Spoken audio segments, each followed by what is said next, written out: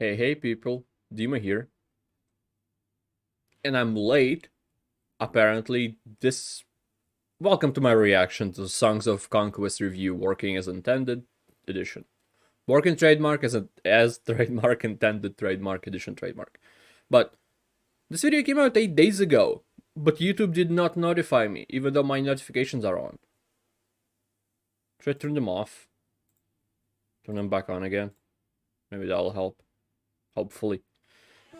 This happened before. I was just curious if he's done anything. I was thinking what reaction to do, and then I just put his channel in the search, and boop, there's a new video. Over a week old. Thank you, YouTube. Thank you. Just annoying. Anyway, I have no idea what Songs of Conquest is, but I'm eager to find out. So, like, comment, subscribe, become a member, and let's begin. Seth here. Apologies for the delays. I've been busy bone mashing for the past few weeks. Look it up. I really don't think I need to explain myself, or why gently hammering my chin and cheeks will eventually mold my natural skull to that of a Cro-Magnon grug.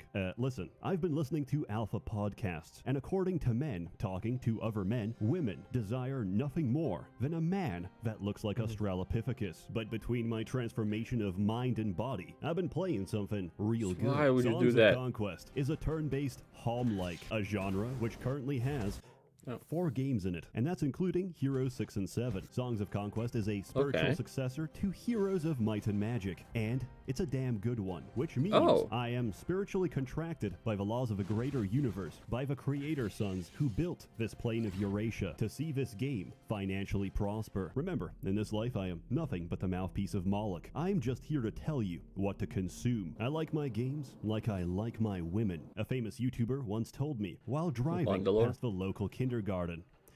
Early access. This is not a joke, it's a cry for help. Ever since the gold play button arrived, I've realized I'm in a den of predators, and there's a hierarchy. Every blood moon we have to button arrived, I've realized I'm in a den of predators, and there's Okay. I saw a couple of familiar faces, and then I thought I'll pause and look at it, but I don't know who's at the top.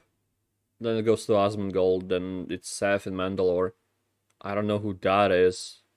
Splits into... I've seen that guy in... The guy on the left. At least the bottom one. I don't know if top one is the same. They do look very similar. But I've seen him in... I think in other set reviews. And maybe Internet Historian. And then the historian is on the right, well, kind of in the perfect middle. There's a hierarchy. Every blood moon we have to offer the vitae of a child to Mr. Beast. If you refuse to comply, UMG will copy strike all your videos. And I really need that AdSense money. Songs of Conquest is early access. Technically, it's completely functional and has more than enough content to justify the price tag, which is ironic because I didn't pay for it. Gameplay. Because I played so much Heroes, I do primarily talk about this game in comparison to Heroes of Might and Magic. So, what's in common? It's a turn-based fantasy strategy where each player owns a number of heroes with a limited number of moves per turn. They can be used to fight monsters, take resources, and upgrade towns to fill their ranks with more powerful units. The objective is to defeat every other player. Differences. There's no overland spells, thank God, because I'm tired of living in a world with town portals and dimension doors, where a single man can simultaneously defend every town on the map, yet lives in perpetual fear of a dungeon player who, depending on RNG, has both a movement points and mana to dimension door across the entire map, and take every single town you own in a single turn. I find this entertaining,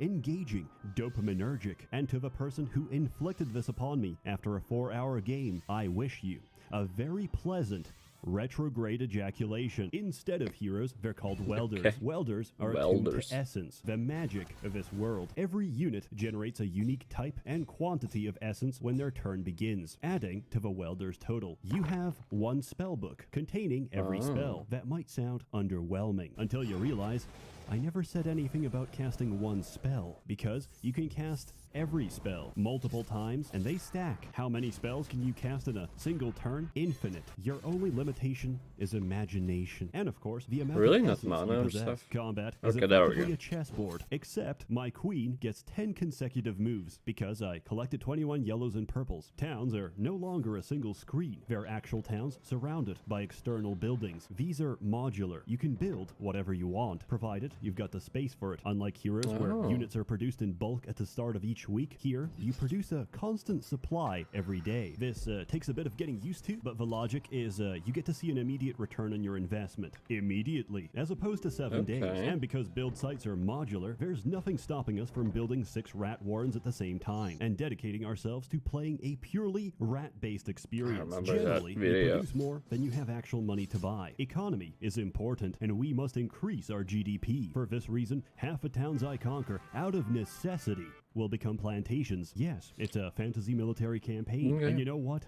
It still runs on corn. Also, I have found that all the resources I ever need cannot be found. So I have to build markets, and then I have to build more markets to offset the horrible exchange rate, because I cannot afford to buy lean rock at such prices. Conquering the town of another faction gives you several options. Raze it to the ground and rebuild as your own, convert the town, which replaces each building with your respective faction equivalent, or occupy the town, which means you keep it intact. You can't do anything with it, but for every turn it's occupied, you generate an obscene amount of money. In case you haven't figured it out, you can't mix races.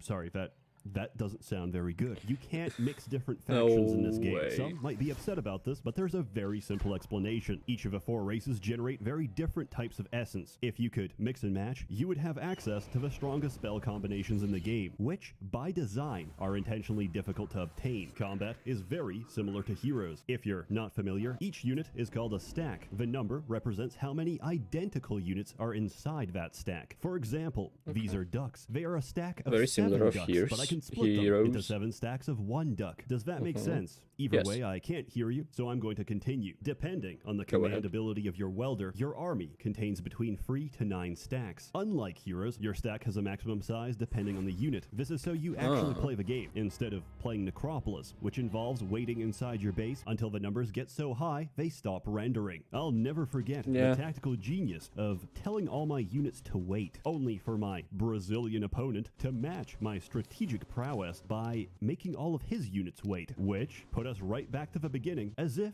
nothing ever happened. Delaying your turn to bait out the enemy, thankfully, is no longer an option. Every unit now has a zone of control, meaning if you enter any of the surrounding hexagons, you can't leave or pass without provoking an attack of opportunity. Consequently, reaching your opponent's backline is guaranteed death for his ranged units. Conversely, ranged units benefit from high elevation. The higher you are, the bigger your range, and the harder it is for melee units to reach you. Compared to Heroes, unit upgrades are very pricey. However, the upgraded form of every unit is about a 2-fold power difference, which doesn't account for all the abilities they receive. These range from game-changing to I'm going to play the bagpipes. Currently, there's 4 races to play: Arleon, Rana, Baria, and the Barony of Loth. Arleon is post-collapse Rome, a formerly dominant empire carved up by barons and feudal lords, trying desperately to hold on to the status quo. That is, if Rome allied itself with the entire furry community. Honestly, I kinda get it. Imagine you were an explorer,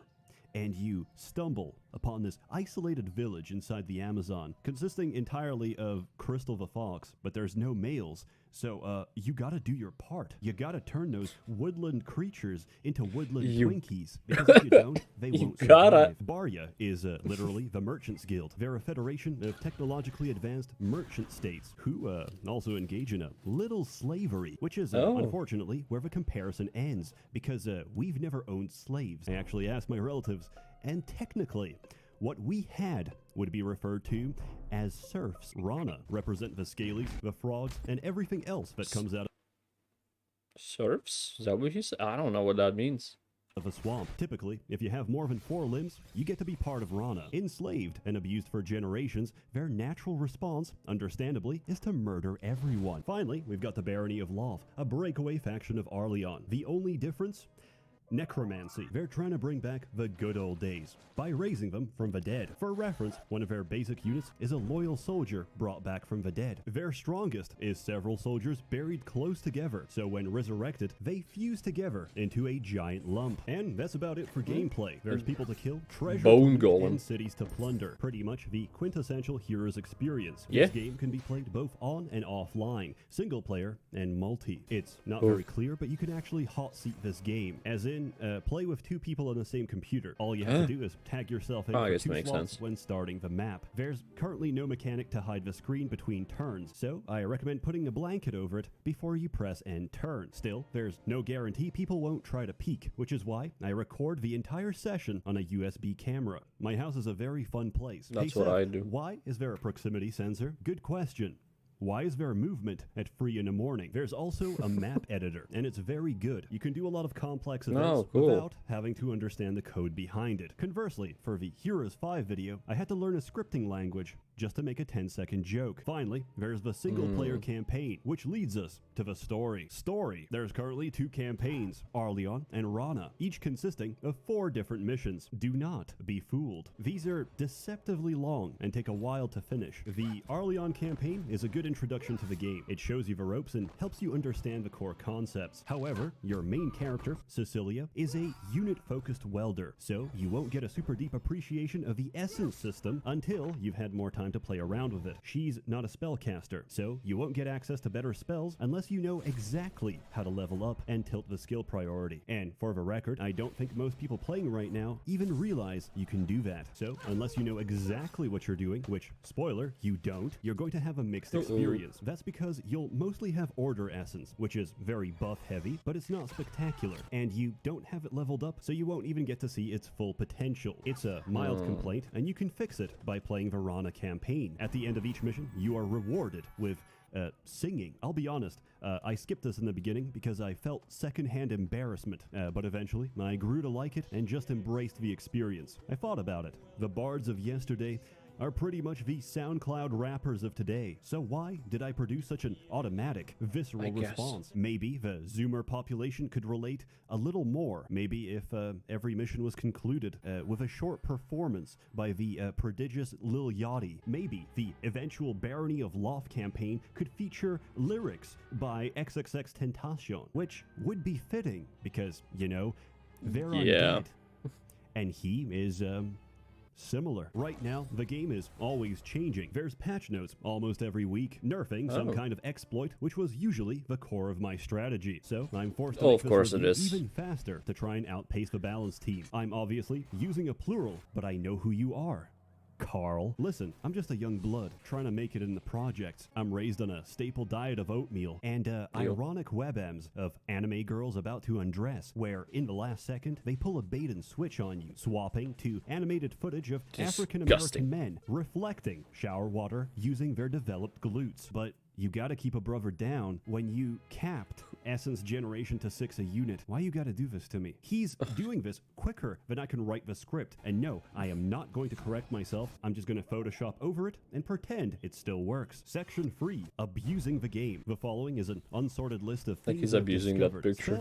Spells are interesting. Spells can be stacked for great effect. For example, knights have the ability to charge. For every tile they cross, they deal more damage. But if you cast Quicken and stack it repeatedly, they can run back and forth across the entire battlefield several times over, until finally they collide with the enemy. Pacify a monster. Jesus. Whatever damage it used to do, it doesn't, and now can be safely beaten to death using string instruments. Charge Essence allows a necromancer to generate his essence twice per turn. Strengthen Essence allows any unit generating essence to generate even more. Casting Strengthen Essence twice on free necromancers gives you 36 balls worth of arcane and destruction. That's 2 arcane storms and 2 fireballs every turn. Or you can repel him 5 times. The displacement may be physical, but the damage is psychological. I found out repel also works on your units. This enables us to perform drive-bys. You know what else works on your units? Blood Boil. Wait, what's this? Rats go berserk when injured, doing double damage? very curious. Blind Hatred makes a unit randomly attack another. At max level, this happens 3 times in sequence. So we force a militia to attack a horned one. The horned one berserks, one-shots the militia, and everyone around it. You can cast this on your own units as well. Charge a High Legion into enemy ranks. By the way, Legion attacks cleave through enemies into adjacent targets. Cast Blind Hatred. Watch as they peel everyone around them like a potato. And then continue your turn, because that didn't count as an attack. If that ever sounds unfair, just remember, you can take 3 stacks of dragons, take 3 turns, and then cast Rejuvenate to get 6 turns, and then cast Mist on them, turning them invincible until the next turn. This doesn't affect you because they're faster than everyone else, which puts you in an infinite loop where you can attack the enemy and turn invincible before he can ever respawn. Every single turn. But when you have so many dragons, you're building tall. So I cast Justice, which kills 9 of a stack, regardless of what they are. Each time I cast that spell, you lose 30k, which makes you rather upset. So you patch it the next day. Whatever am I going to do? Oh,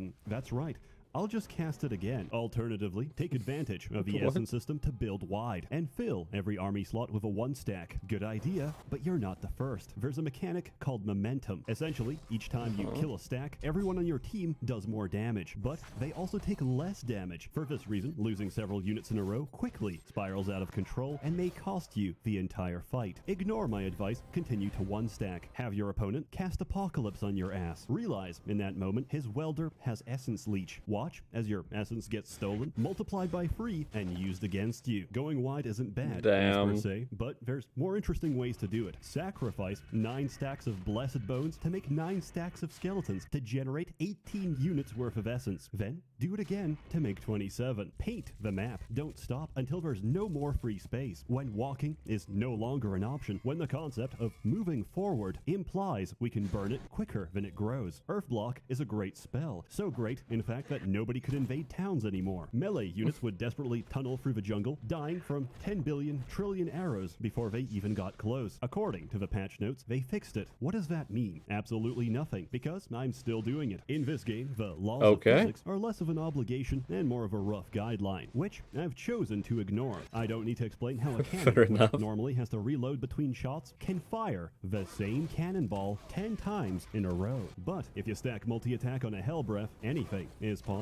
Spells have a lot of fine print. For example, Rapid Fire gives every ranged unit an extra attack, but it's not based on the unit's turn, it's based on the entire round. So 3 different units shoot 6 times, but because it's still the same round, we cast Rejuvenate and shoot 12 times. I love this game. Swap is a very versatile spell. Seems very fucking cool. A tightly knit circle of spellcasters allow me to swap in my hyena with his mage, leaving his forces with no option but to kill themselves, because a hyena retaliates first and has infinite retaliations. Defending against a siege, decide that I want my ballistas even closer. His strongest unit is now at the top of my tower, so I fence him off into a little playpen. Bad smell gas, a leading cause of BRAP-related mortality. Swapping 2 units inside a cloud of gamer girl miasma makes them gag all over again, forever, until their nostrils bleed and their organs collapse out of mercy to escape this mustard hell. I know my imagery is evocative, but for the record, I'm not into this. I have a flowery imagination, and I'm an empath, which means even if I'm not a BRAP fan, I have walked that path, and I have found it to be morally dubious. It's time to change the topic. The most ridiculous swap I've ever done is with an Artificer. Place a landmine directly in front of him, target an enemy on the same lane, and swap him out. The landmine is now directly behind the enemy. Cast Repel, and watch them forcibly eat the landmine twice, because for some reason, repelling people into traps applies the damage twice. At this point, I am so far gone, I don't even know where exploits begin and mechanics end. Case in point, normally, it takes a while to get your economy rolling and producing troops, but when you recruit a welder, they spawn with some units already. Now, if you dismiss them, they disappear from the game, but they can be rehired with the same starting units. So, right from the start, we print a bunch of high-end units, steamroll through the early turns, and pay off our investment. This is, objectively, the best way to play, as according to my subjective feelings. feelings. Then I wondered to myself, could I abuse the hire and dismiss mechanic even more? Of course I did. Why Is it else would I free? write this? There's a very interesting skill in this game called Tutor. When two friendly welders interact, max level Tutor grants 75% of a tutor's total experience to the other welder at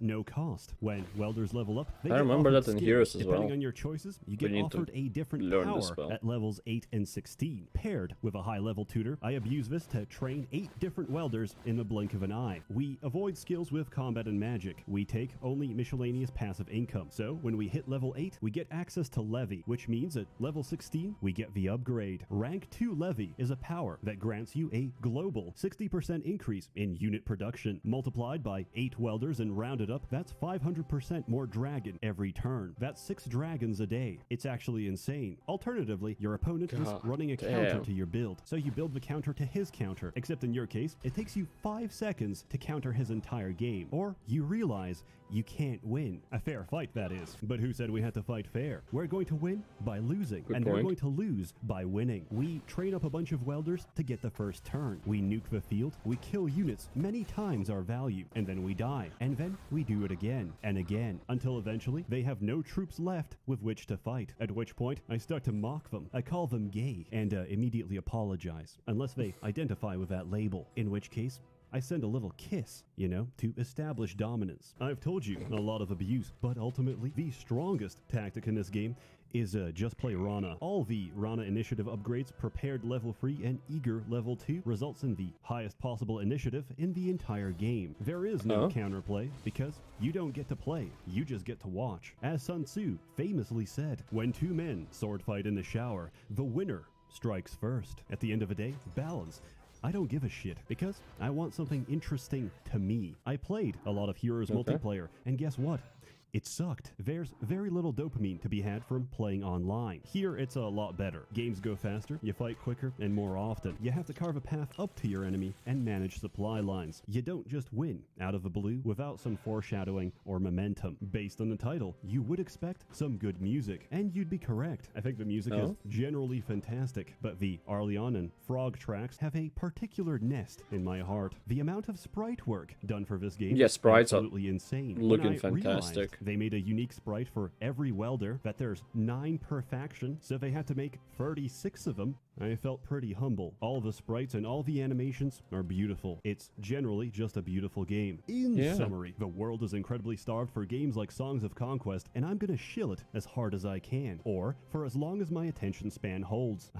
I'm such a Gemini. Why? Because it represents a return to the 2000s, where products had long-term appeal and complexity, where some respect was given to the temporary, finite human experience which yearns for cognition and introspection. If you don't believe me, imagine releasing the ancient game of Mahjong as a standalone product today. It would play for you automatically until you reach a perfect 50-50 win-loss ratio, regardless of your own skill. It would have gacha mechanics. They would be described as forgiving, reasonable, and I'm paid to write this article, where 10,000 pulls grants you a single pity pull, where you can take out a loan at the press of a button to buy more gacha. And that little twig you throw is a DLC sold separately. In conclusion, I forgot the point I was trying to make. Get your car and go buy a 40-pound bag of rice. Trust me, you'll thank me later. Songs of Conquest. I adore this game and highly recommend it. If you're interested, follow my link for 30% off on GOG for the next 10 days. I think. I'm not sure.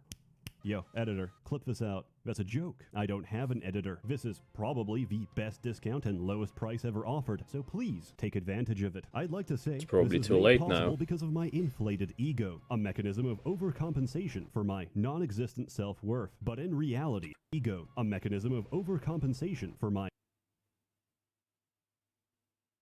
Was that Seth Rogen?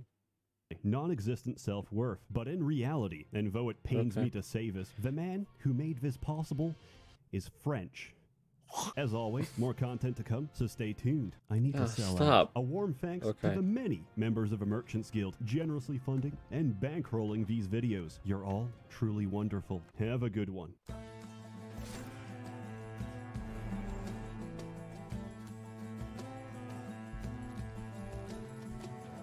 Okay, I'm gonna let it play.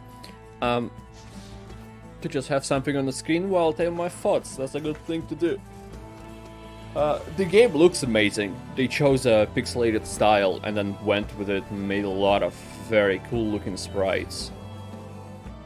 Like if you look at the Heroes 3, even Heroes 5 for that matter, they look outdated because they just went with graphics that were popular at the time or like maybe counted as realistic at the time. But either way, they felt outdated. But this kind of art style, it's an art style. It's not gonna be outdated because it's art. It looks great. The music sounds fine. Like the one that's playing now, I'm assuming is from the game. The only gripe I have is still the same as in the beginning of the video, that I wasn't recommended this. Because I might have played this at this point, I don't know. Because I get the gigantic Heroes vibe, and I haven't played Heroes in years, and I want to come back to it. And this seems like a good opportunity to do it. Not a discount opportunity, I don't think I'll...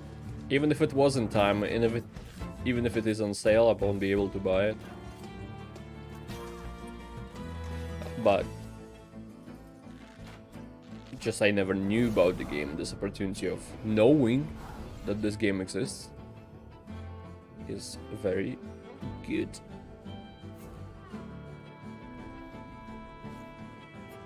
I don't know what else to say. I wonder if they're gonna be adding like new factions,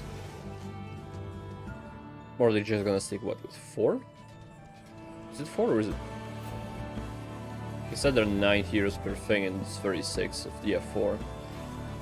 I remember that, and I don't remember the amount of factions he named. Yeah, are they gonna make more factions, or are they gonna stick with just 4 and make just overall experience better? Either way, I really wish him good luck. Because, again, look at it, it's very cool.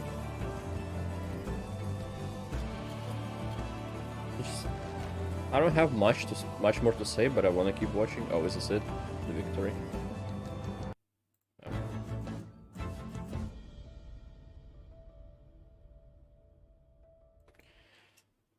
No, Seth, thank you for making the video. And telling me about the amazing game. Songs of Conquest. I need to remember that. Because then we'll have to play it for free. You know what I mean? Or somehow pay for it. I doubt I can find a way. But I'll try whenever I feel like playing it. Anyway, thank you, anybody who watched this. I appreciate it a lot, and I hope to see you next time. Goodbye. Have a great life, because one of us has to.